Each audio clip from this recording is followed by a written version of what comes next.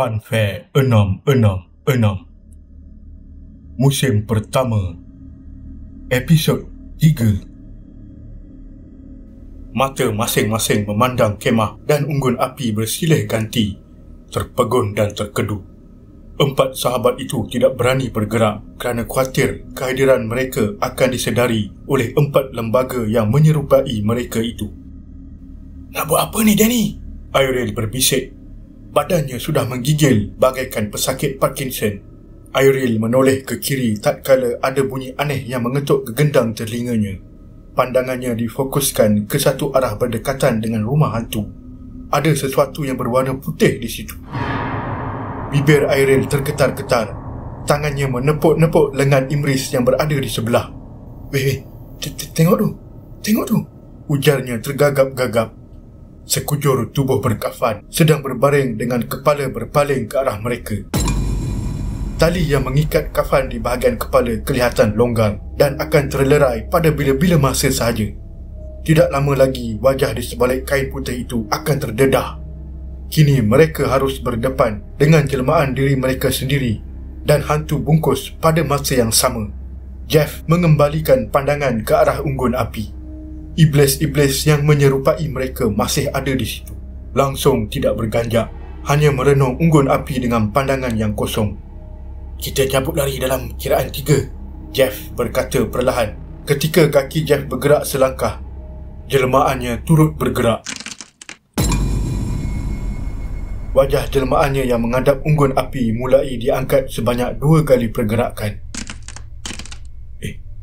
Cuba kau pula yang bergerak," Jeff menyuruh Imris. Rakannya mengangguk lalu menggerakkan kakinya sekali. Seperti jelmaan Jeff, kini jelmaan Imris pula yang bergerak. Mereka kembali pegun seperti patung. Setiap kali mereka menggerakkan kaki untuk lari, setiap kali itu jugalah jelmaan-jelmaan itu akan bergerak. Mereka terlupa tentang jenazah yang terbaring berdekatan dengan rumah hantu yang terletak hanya beberapa meter dari tempat mereka berdiri. Iril menoleh dan melihat wajah jenazah itu sudah terbuka. Tali yang mengikat kain di kepala sudah terlerai. Tanpa berfikir panjang, Iril membuka langkah 1000 sambil terpekik-pekik menyuruh yang lain untuk lari sekali. Dia sudah tidak memikirkan iblis-iblis yang menyerupai mereka itu. 3 rakannya memecut tidak cukup tanah dan larian mereka semakin pantas apabila menyedari jelmaan-jelmaan itu sedang mengejar mereka di belakang. "Aku dah tak larat weh." Imris memperlahankan lariannya. Dia tercungap-cungap tidak cukup nafas. "Kena teruskan." Jeff menarik lengan Imris.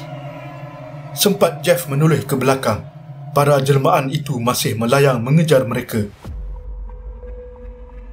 Pergerakan mereka seperti kain yang ditiup angin, melayang dan terbuai-buai. Bahagian kaki mereka samar-samar seperti kabus. Tanpa mereka sedari, 4 sahabat itu berlari memasuki bangunan yang dahulunya merupakan tempat bermain kereta langgar. Mereka segera berpaling ke belakang dan melihat lembaga-lembaga itu sudah tiada. Akhirnya mereka mampu menarik nafas lega. "Kita relax kat sini dulu, geng. Aku dah tak larat nak lari ni," Iril berkata dengan nafas yang tercungap-cungap. Rakan-rakannya hanya mendiamkan diri sambil mengatur kembali pernafasan. "Jenazah tadi..." Tiba-tiba sahaja Iril membuka cerita tentang lembaga pocong tadi. Danny segera memotong kata-katanya. "Kau jangan sebut lagi, Ril. Kan dia muncul mampus kita." Iril menepuk bahu Danny.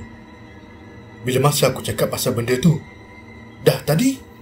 Danny mencerlong ke arah Iril yang terbaring di sebelahnya. Iril menelan liur. Tu bukan suara akulah." Kata-kata Iril membuatkan 3 rakannya pantas bangun dari perbaringan. Wajah pemuda itu ditenung, pucat dan berpeluh-peluh. "Bukan aku," ulang Iril. Kepalanya digelengkan.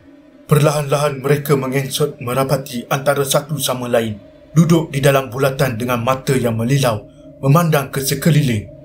"Baca ayat kursi, kan?" suruh Jeff. Belum sempat ayat suci dibaca, Iril menundukkan muka sambil memejamkan mata. Bibirnya diketap. Perbuatannya itu disedari Danny. "Kenapa, Ril? Apa yang kau nampak?" "Benda tu, Danny. Benda apa? Pocong. Danny terdiam.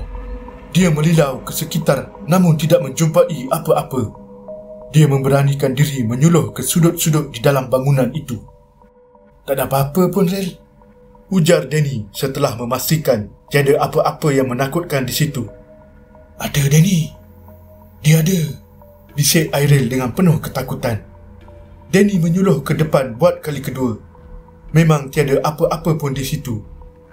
Beberapa minit kemudian, Irel mengangkat wajahnya dan melihat jenazah itu sudah tiada.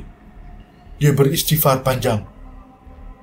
Tidak lama selepas itu, mereka terlena di atas lantai. Kepenatan dan kedinginan.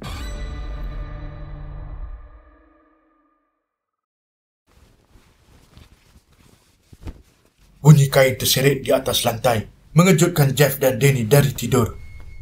Keduanya bangun dari perbaringan dan berkomunikasi lewat pandangan mata. Bunyi itu memang jelas sekali, seperti berada berdekatan dengan mereka. Rel, Liz, bangun, gerak Jeff. Dua pemuda itu memandang siling dengan mata separuh terbuka. Korang dengar tak? Imris dan Irel memasang telinga dan ternyata bunyi seretan itu jelas didengari oleh mereka semua. Mereka kembali panik, kembali duduk dalam posisi berhimpit-himpit. Aku rasa lebih baik kita keluar dari sini, cadang Imris. Lagipun mereka sudah mendapat tenaga kembali. Sedang mereka bangun dari lantai yang sejuk itu, entah mengapa kaki mereka bagaikan terpaku ke bumi. Ya Allah, Irel tergamam melihat apa yang sedang muncul di hadapan mereka pada ketika itu. Jenazah berkafan lusuh itu sedang menyeret dirinya mendekati mereka. Bersambung.